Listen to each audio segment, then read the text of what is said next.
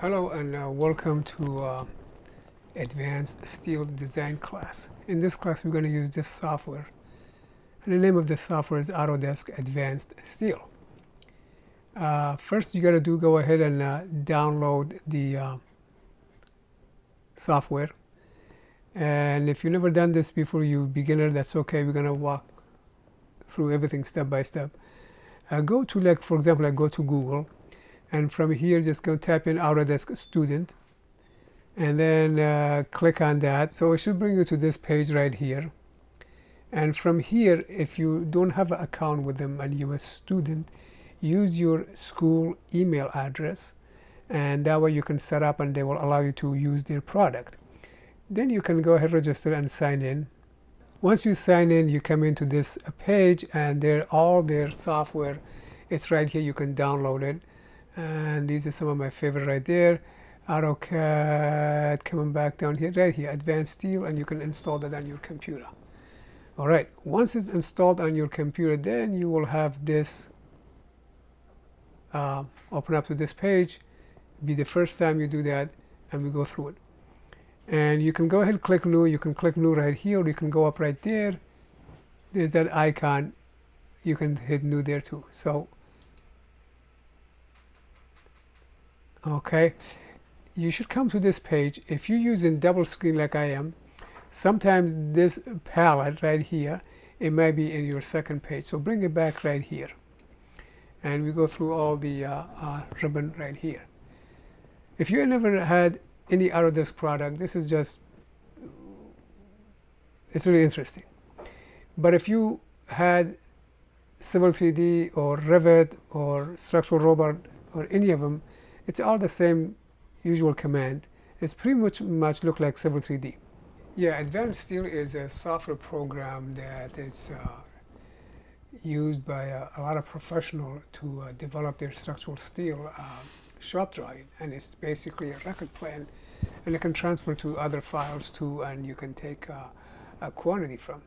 And it is the program if you want to do a structural steel design. It has a lot of good property as we go through this. But anyway, let's go ahead and explain what's going on here. And you look it up right here. We got this right here. They call this a quick access toolbar. And a quick access toolbar provide fast access to the most frequently used tool which you use.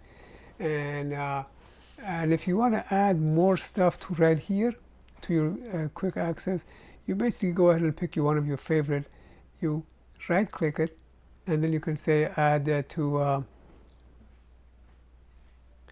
we have to click on it first, and then you can go ahead and say add to quick access toolbar. That's how you do it. But make sure you don't go ahead and make it too crowded up here. The next thing we have is, we call this right here ribbon. Up here, all the commands are. Ribbon contain a collection of panel. What are the panel right here? If I go to Home tab right there, from Home tab there's a number of panel. There's one called Draw, Project, Extending Modeling, Checking, should be saving with it, Document, Setting, Layer, View. And if you can see, right, some of these has an arrow next to it. I mean, you can expand that and even have more item in there. So they are for really easy access, and the main tool are most of them are located in the Home tab right here, and a panel, and you can use these different commands as we do in different tasks. The next one we have right here, it's just like a Revit. We call that tool palette, and the tool palette contain some of the tool which is a complementary to the functionality available in this here. For example, this is like modify. You have all these tools, and if I hit tool right here itself, you have a bunch of more command, and you can use have this right here. It's a custom connection for connecting plate to the either flange or web or whatever we're working on.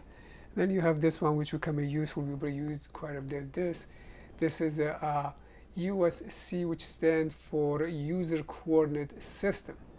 Anyway, there's a lot of tabs here. Next thing is, this is like Civil 3D. We have a command line right here, which allows you to enter a command and hit enter, and you get where you want to go.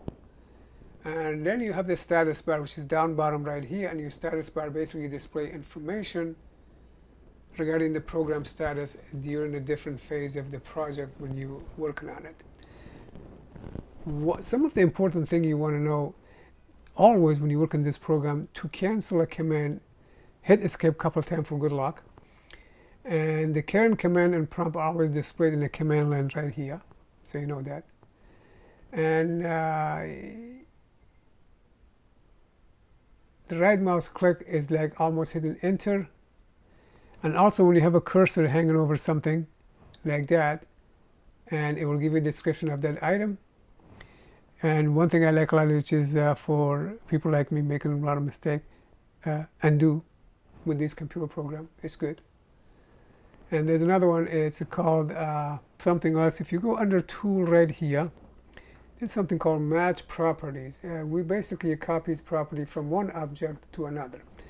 Anyway, so if you want to go ahead, before you start anything, we are right now in the United States, so we're using imperial system. But if you outside of there here, like using matrix system, the first thing you want to do, you go up here, come up to the setting. Right here at the under setting panel, you go up right there, call project setting, click on that. This will open up. So when you want to start a project, you put your project name, project number, client, building, and building location. This is where you do all setting. The preference right here, it tells you which country you're going to be using. You could be any other country. This program is used in just about every country in the world, in the planet. Then you put your weight unit, pound, and length unit. It could be inch, or it could be foot, and your precision set to 1/16. We do it in steel design, and so on and so forth. And there's a lot of stuff here. Load unit, in here our load unit, it could be kips, not pound, so everything you convert to kips. This is pretty good. And when you use this preference, it will use the code, AISC code of latest edition, which is 15. This is a 2024 program. All right, now we did this, so now this is we're done with the introduction. Let's go ahead and work with the example. Okay, so let's go ahead and work on an example. We're gonna start creating a building grid.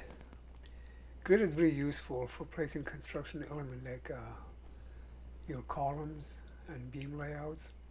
Tab, go to object, click on object tab, and from there you're going to see a bunch of grid here. Just check the one that says building grid, which is this first one, and click on that. And now you see down here, it wants you to know what is your grid. So type in 0, 0, 0. So 30. I'm going to put in 0, 0, 0. Then I hit enter. So basically this is my right here. Let me bring it over here in the center right here. This is my 0 coordinate, 0, 0. 0 in x direction, 0 in y direction, 0 in z direction. We usually work in two plane, x and y, and z is for elevation.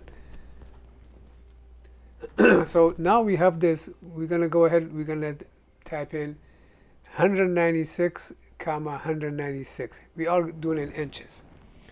So I'm going to say 196, 196, and then I'm going to click enter.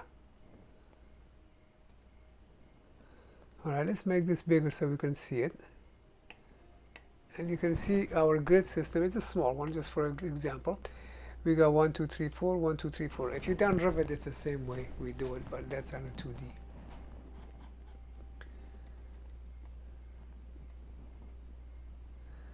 So next we're going to go ahead. We have X here and Y here. Let's click on the X group, like that. Oh, no, right here, highlight. There. We highlight the X, which is this row 1, 2, 3, 4, as you can see highlighted in blue. And then right click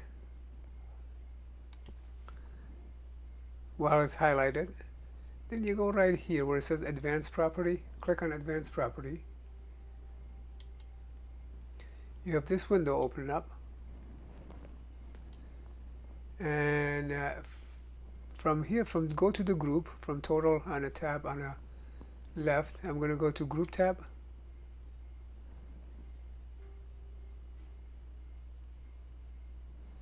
and you can see we have 1, we have 3. Make this 4 to 3. Let me get that out of the way, because we got 1, 2, 3, 4. I want to make it a 3. Hit 3 and hit enter. There, and you can see when we did that, the spacing changed.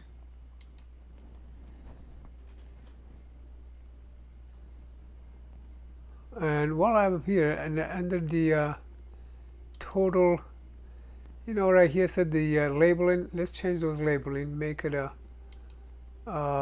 capital letter, and that way we have it now. That looks good. Okay, let's get out of here. So this is ABC, and that's a 1, 2, 3, 4. Let's do the same thing with the y-axis.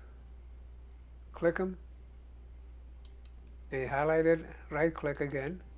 Advanced property. All right.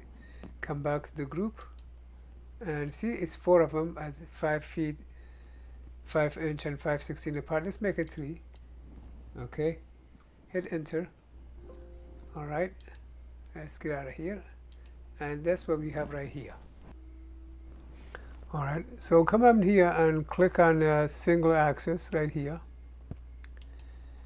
and bring your cursor right here anywhere you want, and click and type in 0, hit enter. All right, it says no. Invalid point. Okay. Right here you have a parallel line, and let's type in 196 inch. Hit enter, and there's our line.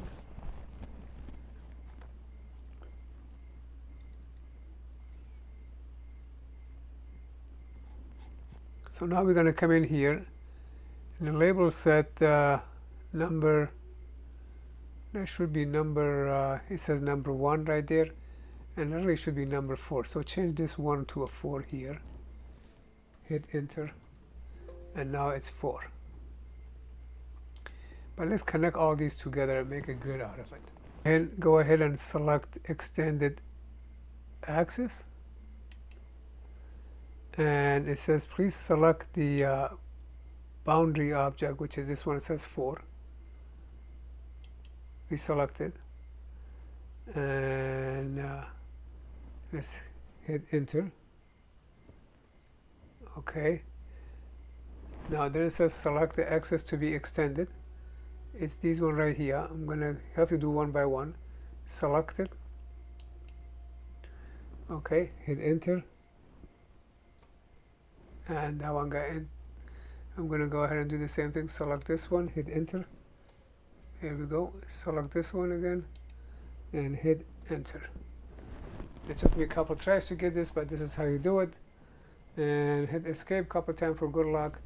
And now we have created our grid. Next we're going to go ahead and put a column on it. Alright, we're going to go ahead and create some column and put column on these grids that we just made. There's a couple of ways we can get to the column. One, from a home tab, we can go to the object and pick it from there. Or we just go ahead and click on the object itself, and from there you can see all kind of command line. Up here right there, when you put your pointer on it, it says column. Click on that, and then we're going to go ahead and put column where we wanted it. Let me go to 3D. Let me escape out of here. Show the northwest. All right. Bring this over here, and let's do it again. So I'm going to go ahead and hit column and put a column right there at this point. There it is. And now if you click enter or you hit your right mouse key, it will tell you what you want it to be. But I'm going to do all of them, then we're going to come back and do that. It's up to you. So I'm going to just go ahead and do this one, and this one, and this one right here. This one, put column in all corner. Remember, this is a small frame, that small building we're doing, very small, just for a practice. Okay, so if I click enter or hit the right mouse, this panel is going to open up, and this panel is going to open up and tell you the property of this column we just made. And remember, when we made the grid, we already put the dimension in there. We said it was 196 by 196 by 196. So in here, it tells you what W shape you want for your column. And this is in here in the United States, we're using American Institute Steel Construction Manual of latest edition, which is the 15th edition. And then when you go in here, all these are picked up from this manual. So if you click the drop down menu here, and no, I like over here, right there, and you can see all the W shape that you're looking for. Let's just stay with the 1226 for now, and keep it at that. And we're going to say just click, and these are all basically different tabs you can go through. We will play with these later on. So let's go ahead and get out of here. And this is our column right there, basically. Okay, we're going to go ahead and put some beam on. The beam is going to be a little bit tricky for positioning. One of the things you want to make sure down here, make sure you node is checked. And let me just show you some stuff here. If I want to put a beam on, I'm going to go through Home tab. From Home tab, you see this big I-beam shape. Click on that, and you should be in a beam mode. And then you can put on a node, but I don't know if it might not work in our case. So I'm going to click up here, and I'm going to put one up here, and then put another one just right next to it. And if I hit right click or I hit enter, it's just going to say select the beam. So we can go ahead and select say W14 by something, make it 14 by 30, and exit out and escape. Now you think the beam is here, but it's not here because we did not set the coordinate. This is the one thing about this. You need a lot of practice in this area. What I mean by this, now let me go to another view and you can see where these are going to line up. If I go to top view right here, there's my beam right here. I didn't put the beam there. I want to put them on top of here. And if I go to other views, and you can see the beam is not where it's supposed to be. Well, that's fine. So let's go back to where we were, which was, I think, southeast isometric. Yeah, that's what our XY is. And let's take these out and start over again. Yeah, hit delete, highlight and hit delete, then it goes away. So now the best way is, let's find out what the coordinate top of here is. So if I'm going to go ahead and click beam, and then it's going to ask for a coordinate, and it's going to be also be 0 in x direction. So I'm going to put 0, comma. In y dimension, it's going to be 0, comma. And of course, the elevation is going to be 196. I tap in 196 and click enter. And that's where I am. Now, if I want to go over here, I'm in this plane now. So coordinate for here, it's going to be basically x going to be 0 because that's x is 0 from here all the way to there. So I'm going to say, okay, 0 for x, comma. Now for y, that distance is about 98.5 inches, 98.5, and that will put me in here. And now for y, remember, for y, because we're on the same plane, so our y is going to be 0. 0 for y. No, that's a comma. And then I go to 0 and hit enter.